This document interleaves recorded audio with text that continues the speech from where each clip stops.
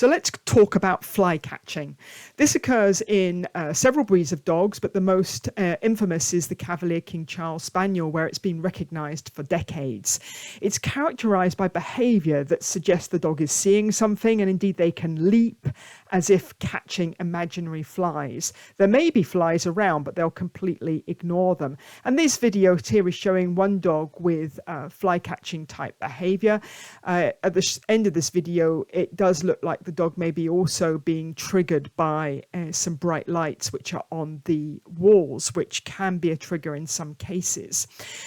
The common theme with dogs affected by this is that they have some kind of gastrointestinal upset, and it's important to rule that out. What I would normally suggest is that the dog is put onto some kind of hypoallergenic diet.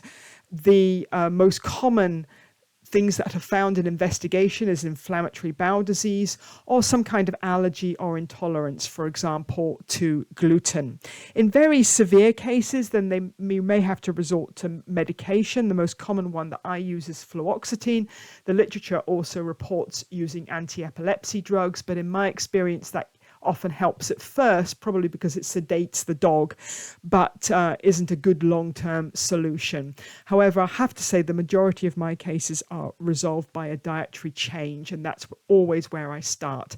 And now to bust some myths. This condition has absolutely nothing to do with Chiari malformation and syringomyelia. It is not a clinical sign of Chiari malformation and syringomyelia, despite what some people have said in the literature.